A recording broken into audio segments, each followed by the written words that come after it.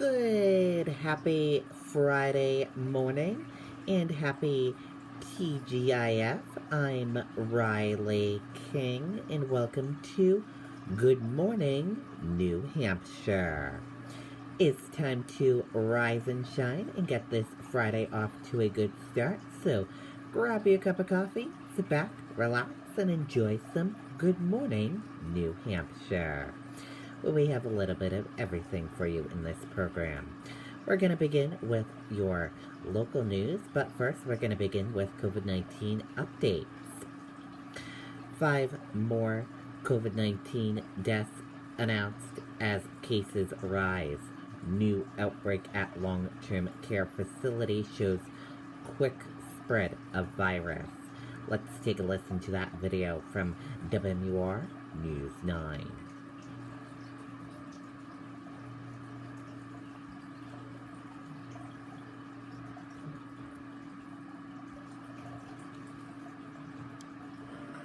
In times like these, we're all spending more time with family and more time working our land. There are 82 new positive cases today, bringing the total to 9,426. There are 829 active cases, up by more than 500 in the last week. The rate of new infections in the last 2 weeks is 73 per 100,000. And there was 1 new hospitalization and 5 new deaths tonight.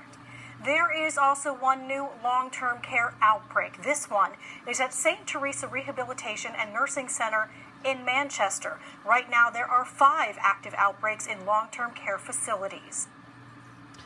Okay, and there you go on that video and that report.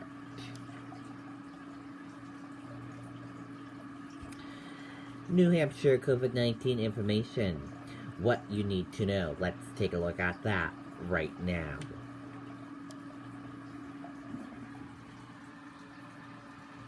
And here is a look at that information for all of you right now.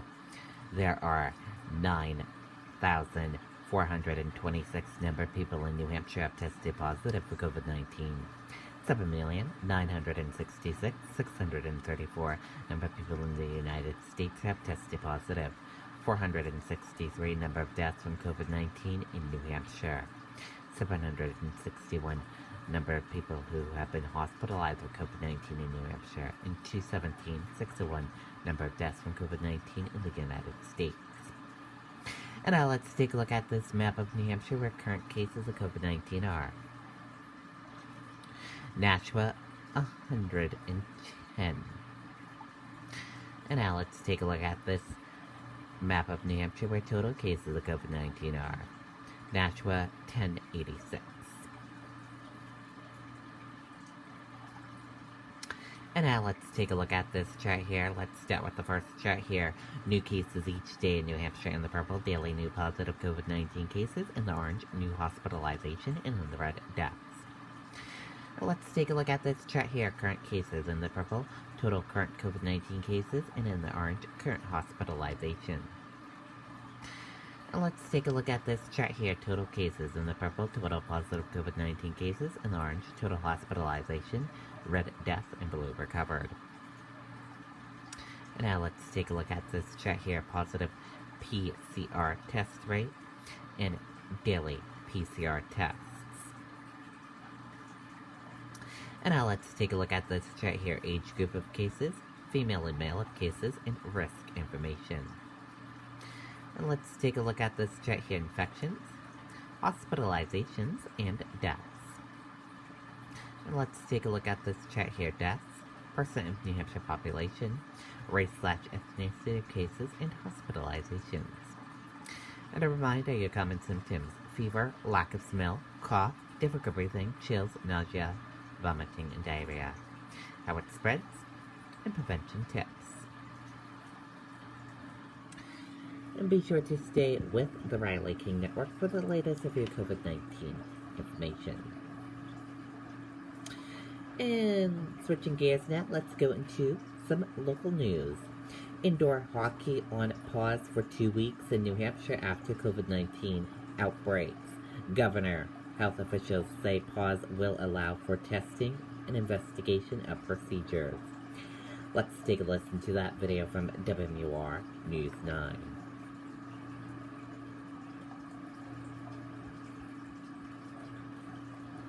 For over 85 years and 4 generations, the award-winning Palmer Gas and Oil has been providing fuel to homes throughout New Hampshire, northern Massachusetts. COVID-19 numbers and concerns are rising in New Hampshire in a small but steady pattern.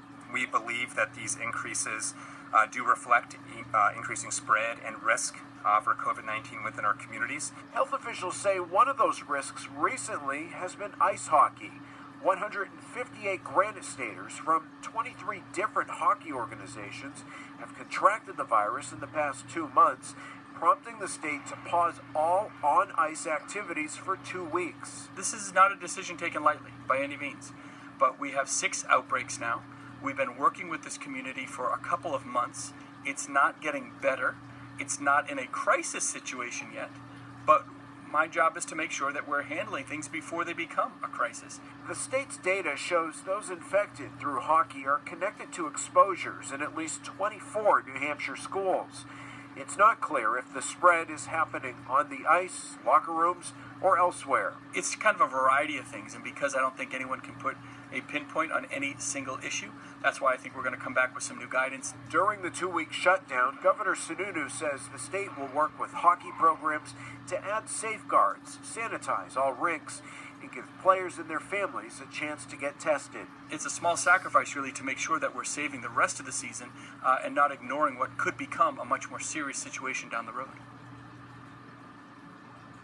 The governor says he can't prevent people from playing in other states, but says there have been issues surrounding hockey in states outside of New Hampshire as well, and he's urging people to be smart. Reporting live in Concord, Mike Cronin, WMUR News 9. And youth hockey is very popular in New Hampshire. This announcement impacting so many families. WMUR's Siobhan Lopez spoke to parents and a player about what this means for them.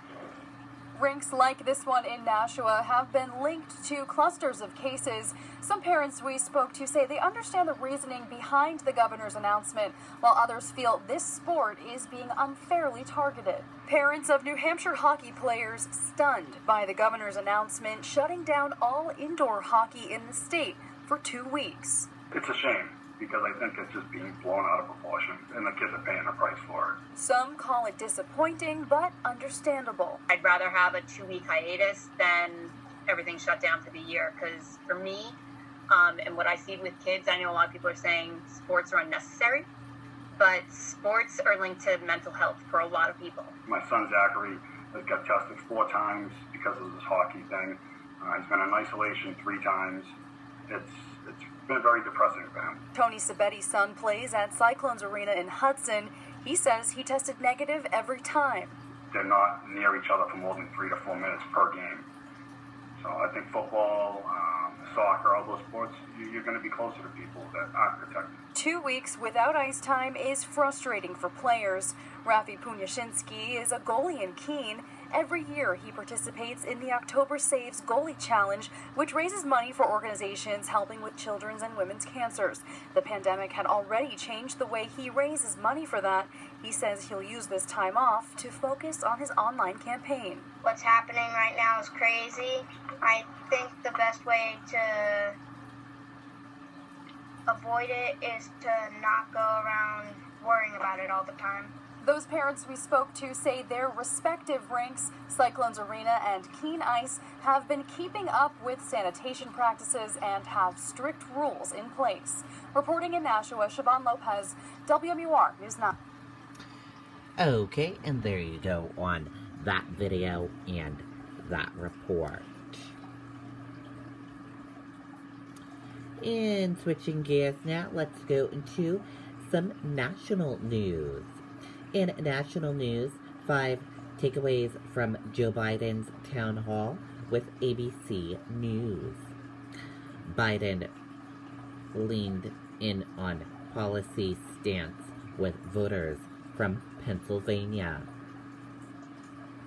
Instead of facing voters alongside President Donald Trump, former Vice President Joe Biden had the opportunity to make his case without his challenger on stage with him, participating in an ABC News town hall with Pennsylvania voters at the National Constitution Center in Philadelphia.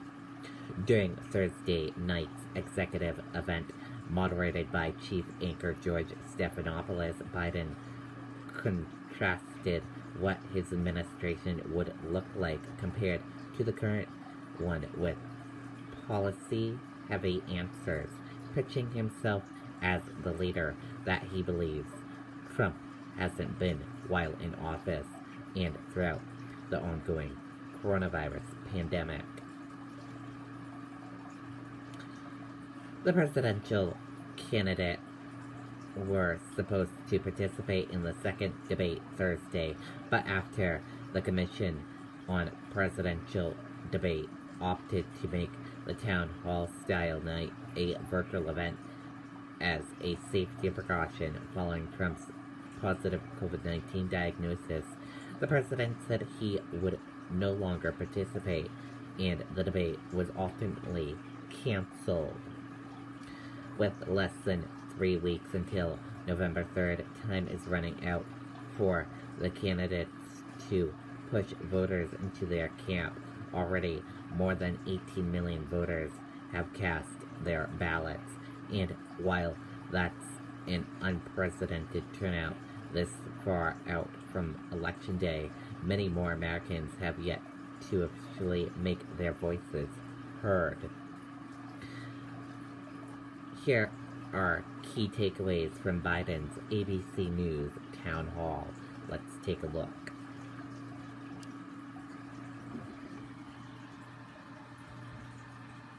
Number 1. When pressed, Biden said he will give voters his clear position on court picking before Election Day.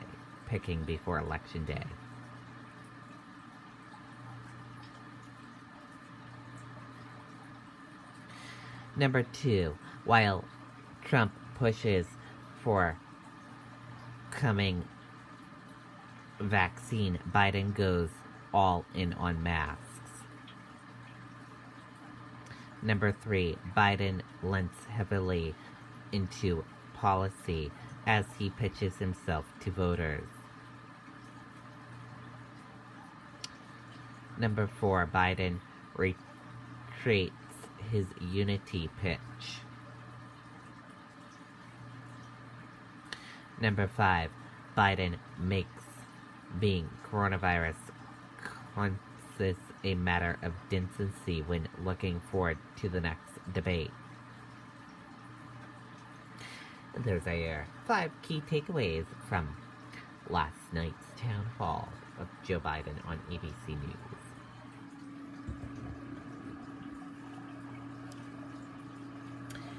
And switching gears now, let's go into business news. Stock features down slightly as market suffers 3 straight days of losses. Stock features were muted in overnight trading on Friday as investors await the latest retail sales data.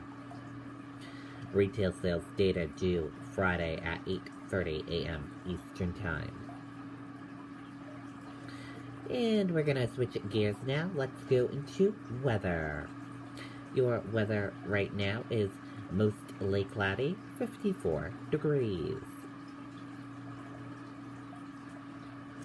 And now let's take a look at your hourly forecast.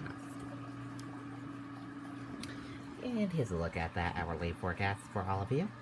3 a.m. cloudy, 54 degrees. 4 a.m. cloudy, 55 degrees. 5 a.m. cloudy, 56 degrees. 6 a.m. cloudy, 58 degrees. 7 a.m. cloudy, 58 degrees. And 8 a.m. a few showers, 59 degrees.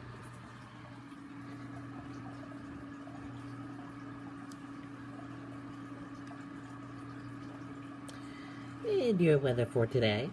Rain likely, high 63 degrees. Winds west at 5 to 10 miles per hour. Chance of rain 100%. Rainfall around a half an inch. And your weather for tonight. Periods of rain, low 41 degrees. Winds northwest at 10 to 15 miles per hour. Chance of rain 100%. Rainfall may reach 1 inch. Locally heavy rain possible. And now let's take a look at some current temperatures across New Hampshire right now. And here's a look at some current temperatures across New Hampshire right now. Keene, 63 degrees. Jaffrey, 62 degrees. Nashua, 58 degrees. Manchester, 60 degrees. Portsmouth, 58 degrees. Rochester, 55 degrees. Concord, 56 degrees. Laconia, 53 degrees. Lebanon, 59 degrees. Plymouth, 45 degrees. Mount Washington, 41 degrees. Whitefield, 45 degrees. And Berlin, 42 degrees. And here's a look at your next 7-day forecast. Today for Friday, periods of rain, 64 degrees. Saturday, AM rain, PM sun, 56 degrees. Sunday, sunny and breezy, 59 degrees. Monday, a shower, north, 63 degrees. Tuesday, scattered showers, 64 degrees. Wednesday, showers likely, 65 degrees. And Thursday, partly sunny, 62 degrees. And switching gears now, let's go into your traffic. Let's take a look at the traffic now.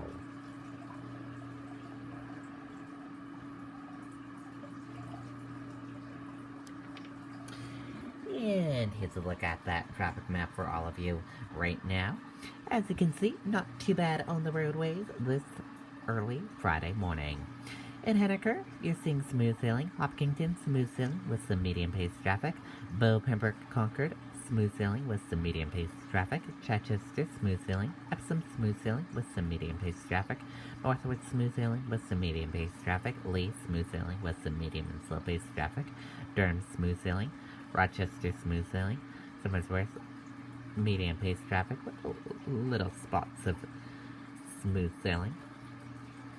Dover, smooth sailing. Portsmouth, smooth sailing with construction. Maine, smooth sailing with some medium-paced traffic. Rye, smooth sailing. Northampton, smooth sailing. Hampton, smooth sailing. Seabrook, smooth sailing into the border of Massachusetts. 101, smooth sailing with some medium-paced traffic and some spots, as you can see, in construction as well. Manchester and Hooksett area, smooth sailing with some medium-paced traffic. Around the Manchester airport, smooth sailing with some medium-paced traffic. Bedford, smooth sailing. Amherst, smooth sailing. And Milford, smooth sailing. Mamax, smooth sailing with some medium-paced traffic and construction. Nashua, medium-paced traffic with some smooth sailing into the border of Massachusetts. Milford, smooth sailing with little spots of medium-paced traffic. Manchester, Derry, Windham, Salem into the border of Massachusetts, all smooth sailing with some construction from here in the middle and by the border of Massachusetts. And that is a look at your traffic for this Friday morning.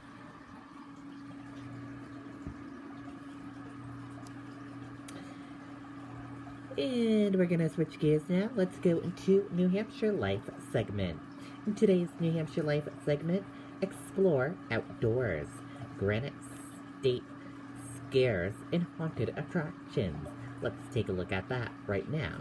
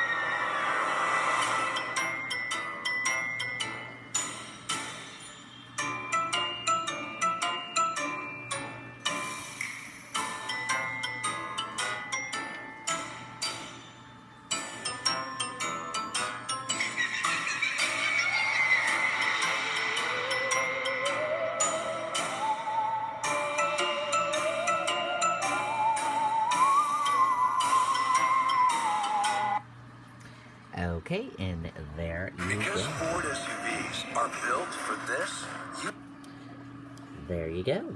Looking at some haunted attractions in New Hampshire. If you're looking for some type of Halloween fun, check out those haunted attractions and see if they are doing it this year because of COVID or if not.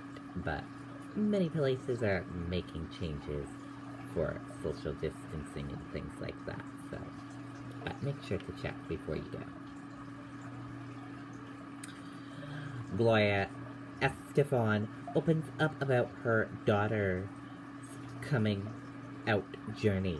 Let's take a listen to that video from ABC News. Good morning, America.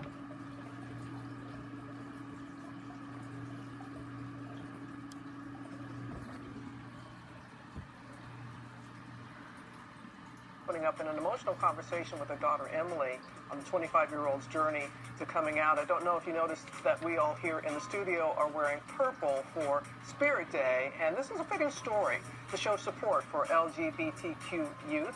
Janae Norman is back with more on that candid conversation. Good morning again, Janae. Hey, Robin. Yeah, and Spirit Day coming just days after National Coming Out Day, and the family sharing their journey, one shared by so many families, to acceptance as Gloria's daughter Emily decided to live her truth.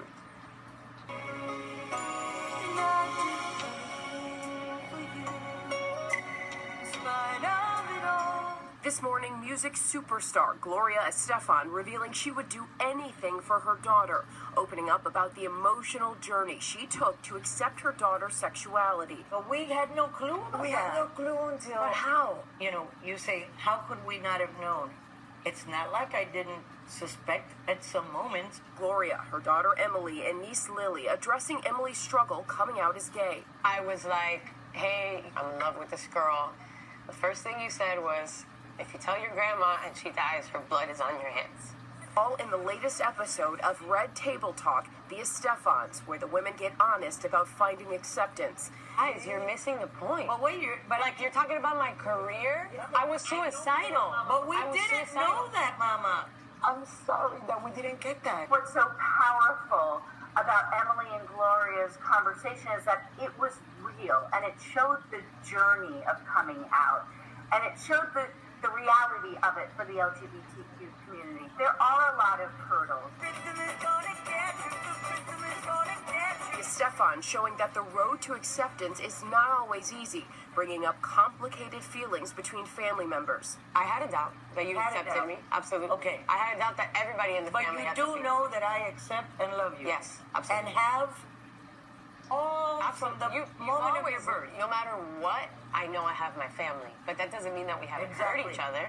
Well, and believe me, I'm sorry if I didn't have told you. And I'm sorry too. Gloria's transparency coming on the heels of National Coming Out Day, that crucial moment when LGBTQ people decide to live their truth out loud. The grace with which both Gloria and Emily had to say, you know, I don't have the right words and I didn't have the right words, but now I do. And I think that transparency is extremely important because we don't get to see it a whole lot. And the family sharing that they all went to therapy before engaging in this very important conversation. Robin. Janae, important conversation indeed. And that was real. Yeah, Let that me tell you, that real. was real. I was going to say, I know everyone was relating to it. Exactly. And the fact that she has the support of her family, that is huge. That is huge, especially for the youth in the LGBTQ community. So I appreciate how they really kept it real right there. Oh, good to see that conversation. Yeah. Well, hey there, G. Okay, and there you go on that video.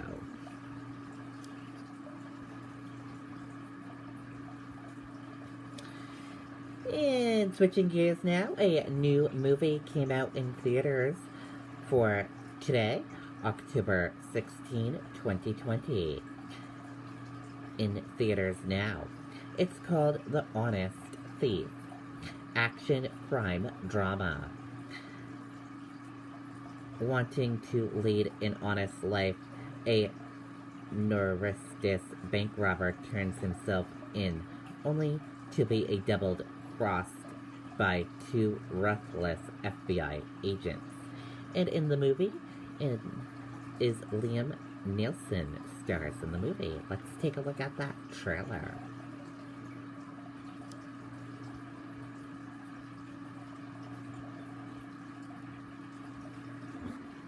I was saving up for a college car, but I thought I might die tomorrow. That should be our school slogan. Kids are literally blowing up. Like a bomb? No, like a balloon? Now you can't say things were so much harder in my day. Spontaneous. Rated R. Buy it on digital and watch it now. I've robbed 12 banks in 7 states. I have a little over $9 million in cash. And no one knows who I am.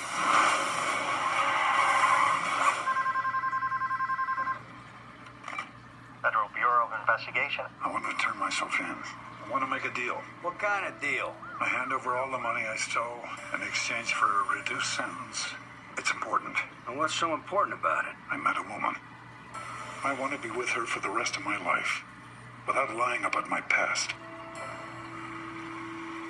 Special Agent Hall, this is Special Agent Evans. Where's the money? The man is telling the truth. We can take this money for ourselves. Let's do it. Whoa, I'm turning myself in. FBI, open up. What exactly is going on?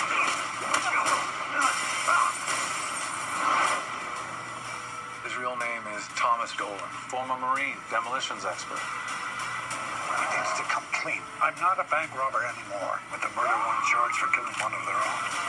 The feds will come after me and keep coming. Those 2 crooked cops are willing to kill another agent. What are they capable of doing to you and me? My girlfriend. She had nothing to do with this. Agent Evans. I'm coming for you. Do what you have to do.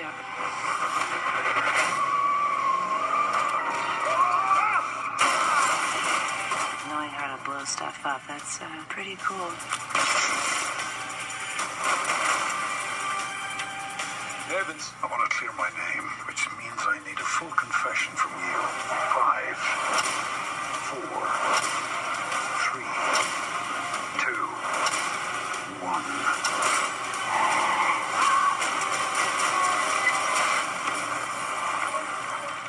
Ready to confess? Wow. Looks like a great movie.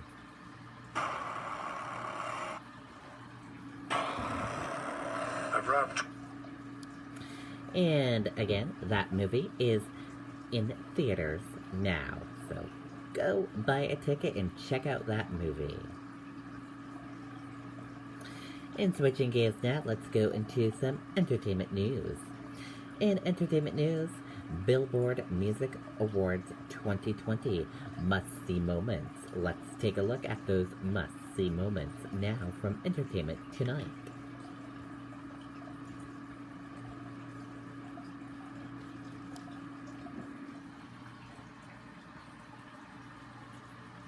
Welcome to the 2020 Billboard Music Awards, y'all! Woo! There's no audience, just as me. Yeah! Kelly Clarkson pulled double duty, hosting and opening the show on Wednesday alongside Pentatonics and Sheila E. to kick off a night of epic performances.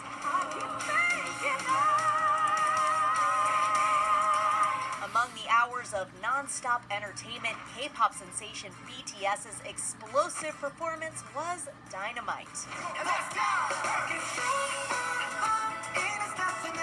Earlier in the show, John Legend took the stage and emotions were high. This is for Chrissy. Just weeks after Chrissy Teigen announced she and her husband lost their 3rd child, Legend delivered a poignant performance of Never Break for his wife. We will never break.